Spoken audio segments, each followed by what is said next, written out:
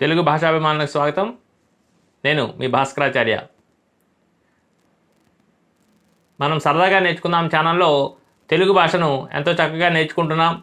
దానిలో భాగంగా తెలుగును చదివే విధానం, తెలుగును ఎంతో అందంగా రాసే విధానం, అలాగే ప్రార్థనా శ్లోకాలు,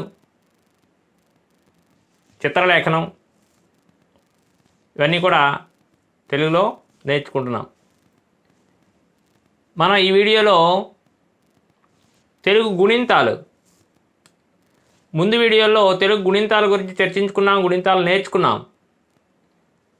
అయితే ప్రస్తుత కాలంలో పిల్లలకు ఈ అచ్చులు హల్లులు ఏవైతే ఉన్నాయో వాటితో మాత్రమే గుణింతం చెప్తే సరిపోవడం లేదట. అందుకే ఈ ప్రస్తుత ఈ 1వ తరగతి, 2వ తరగతి, 3వ తరగతి తెలుగు వాచకాల్లో కూడా ఏం చేశాడంటే ఒత్తు గుణింతాలు అని చెప్పి ఏవైతే మనం హల్లుల గుర్తులను ఒత్తులుగా గుణింతాల రూపంలో నేర్చుకుంటున్నామో వాటిని మళ్ళీ అచ్చులతో కలిపి ఇవ్వడం, దాన్ని ఒత్తు గుణింతాలు అని పేరు పెట్టి పుస్తకాల్లో ఇస్తున్నాడు. అది కూడా పిల్లలకి నేర్పించాల్సిన అవసరం ఉంది. కాబట్టి ఈరోజు వీడియోలో మనం ఒత్తు గుణింతాల గురించి తెలుసుకుందాం. ఈ ఒత్తు గుణింతాలంటే పదాలు చదువుతునేటప్పుడు ఆ చదివే విధానంలోనే మనం గుణింతాలు, ఒత్తు గుణింతాలు అవి కూడబలుకొని చదివేసుకుంటుంటాం. కానీ ప్రత్యేకంగా పాత రోజుల్లో, పూర్వం రోజుల్లో అయితే ప్రత్యేకంగా ఈ ఒత్తు గుణింతాలు నేర్పించేవారు కాదు. మనం చదువుతునేటప్పుడే ఏదైనా ఒక గద్యాంశంలో కానీ ఓ పారాగ్రాఫ్లో కానీ ఏవైతే పదాలు వస్తాయో ఆ పదాన్ని కూడబలుకుతునేటప్పుడే ఆ ఒత్తు గుణింతాన్ని చెప్తూ కూడబలుకుతూ నేర్పించేసేవారు. ఇప్పుడు అలా కాకుండా దీన్ని ప్రత్యేకంగా ఒత్తు గుణింతంగా నేర్చుకొని దాన్ని మళ్ళీ మనం పదాల రూపంలో చదువుతునేటప్పుడు దాన్ని మనం అక్కడ అన్వయించుకొని చదువుకోవాల్సిన అవసరం ఉంది. కాబట్టి ఈరోజు ఈ ఒత్తు గుణింతాల గురించి మీకు పరిచయం చేస్తాను. ముందుగా నా వీడియోని మొదటిసారి ఎవరైతే చూస్తున్నారో మీరు సబ్స్క్రైబ్ చేసుకోండి, లైక్ చేయండి, షేర్ చేయండి, అలాగే గంట సింబల్ను ఆల్లో పెట్టుకోండి. ఈ వీడియోలో ఈ ఒత్తు గుణింతాలను ఎలా రాయాలి, ఎలా చదవాలి, అవి మనకు పదాల రూపంలో ఏ విధంగా ఉపయోగపడతాయి అనే విషయాన్ని చర్చించుకుందాం.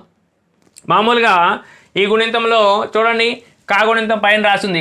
కాకు దీర్ఘమిస్తే కా గుడిస్తే కా గుడి దీర్ఘమిస్తే కా కొమ్మిస్తే కా కొమ్ము దీర్ఘమిస్తే కాకు వట్రసుడిస్తే కాకు వట్రసుడు దీర్ఘమిస్తే కాకెత్వం ఇస్తే కాకేత్వం ఇస్తే అనైనా చదవచ్చు, కాకెత్వం దీర్ఘమిస్తే అనైనా చదవచ్చు. కాకైత్వం ఇస్తే కాకొత్వం ఇస్తే కాకోత్వం ఇస్తే కాకౌత్వం ఇస్తే కాకు 0 పెడితే కం, కాకు 2 0 పెడితే కహ అనేది మనం ఒక హల్లుకి అచ్చుల్ని కలుపుకుంటూ రాసుకునే గుణింతం అది. ఇలాగే ప్రతి హల్లుకి కూడా మనం అచ్చుల్ని కలుపుకుంటూ కాగుణింతం, గాగుణింతం, చాగుణింతం, తాగుణింతం ఇలా నేర్చుకున్నాం. ఇప్పుడు అలా కాకుండా అదే హల్లుకి ఇంకొక హల్లు అంటే సంయుక్త అక్షరం, సంయుక్త అక్షరానికి గుణింతం, అది నేర్చుకుంటున్నాం. చూడండి, కా కింద యావత్తిస్తే క్యాకు దీర్ఘం ఇస్తే క్యా. దీన్ని ఎలా చదవాలి? మామూలుగా మన పదాల్లో వచ్చేటప్పుడు ఏం చేస్తామంటే కా కింద యావత్తిస్తే క్యాకు దీర్ఘం ఇస్తే క్యా అని చదువుతాం. కా కింద యావత్తిస్తే క్యా గుడిస్తే కీ, కా కింద యావత్తిస్తే క్యా గుడి దీర్ఘం ఇస్తే కీ,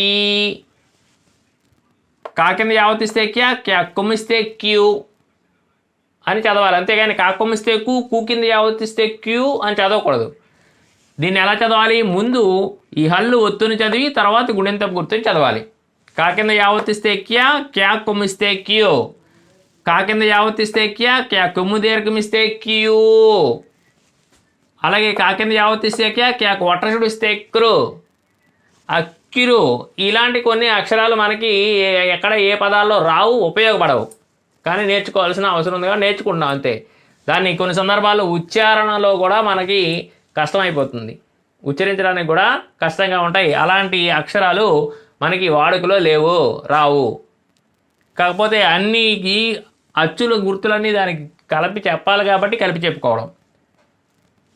ఇదే విధంగా కా కింద యావత్తిస్తే క్యా క్యా కెత్తకమిస్తే క్యే, కా కింద యావత్తిస్తే క్యా క్యా క్యాత్వమిస్తే క్యే, కా కింద యావత్తిస్తే క్యా క్యా కైత్వమిస్తే క్యై,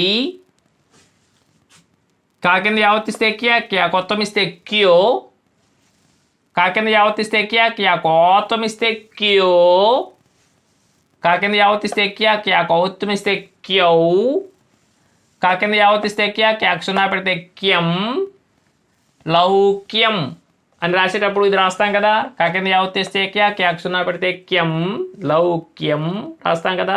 అలాంటి సందర్భాల్లో ఇలాంటివి ఉపయోగపడతాయి. కా కింద యావత్తిస్తే క్యా క్యా 2 సున్నాలు పెడితే క్యహ అని చదువుకోవాలి. తర్వాత గా గుణింతంలో గా కింద నావర్తిస్తే గణ, ఏంటిది గా కింద ఇస్తే గణ, గా కింద నావర్తిస్తే గణ, గణకు దీర్ఘం ఇస్తే గణ, గా కింద నావర్తిస్తే గణ, గణకు గుడిస్తే గిని, అగ్ని రాసినప్పుడు రాస్తాం కదా అలాగా. గా కింద నావర్తిస్తే గణ, గణ గుడి దీర్ఘం ఇస్తే గిని, గా కింద నావర్తిస్తే గణ, గణ కొమ్మిస్తే గును, గా కింద నావర్తిస్తే గణ, గణ కొమ్ము దీర్ఘమిస్తే గును, గా కింద నావర్తిస్తే గణ, గణకు ఒకటి చూడిస్తే గుండ్రు. ఎలా చదువుతాం? గుండ్రు. చదవడానికి కష్టంగా ఉంటుంది. గా కింద నావర్తిస్తే గణ, గణకు ఒట్టచుడు దీర్ఘమిస్తే గుండ్రు, గా కింద నావర్తిస్తే గణ, గణకు ఎత్తమిస్తే గినే, గా కింద నావర్తిస్తే గణ, గణకు ఏతమిస్తే గినే.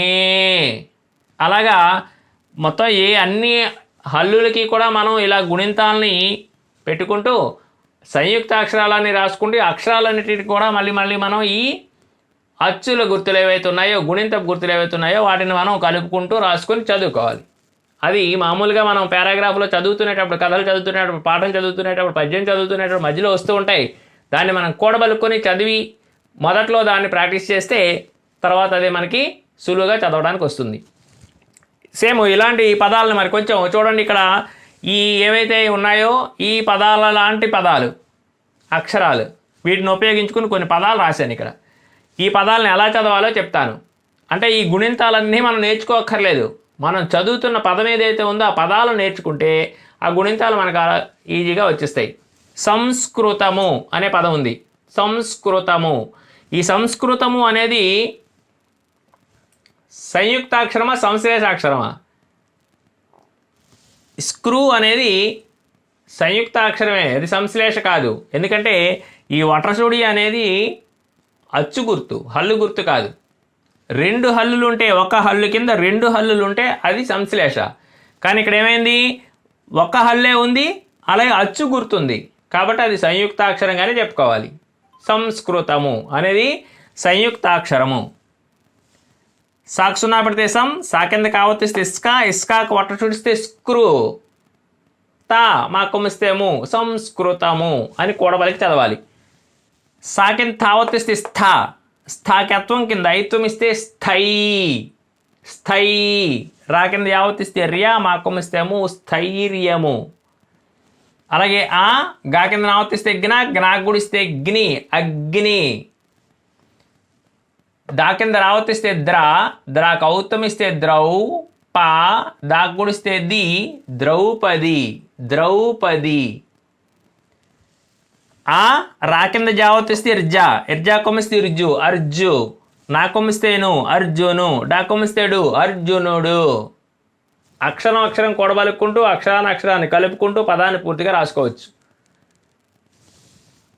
గుడి దీర్ఘమిస్తే భీ, షా కింద మావతిస్తే ఇష్మా, ఇష్మా కొమ్మిస్తే ఇష్ము, భీష్ము. డా కొమ్మిస్తేడు భీష్ముడు. రా కింద నావతిస్తే ఇరణ, ఇరణా కొమ్మిస్తే ఇరును, కర్ణు.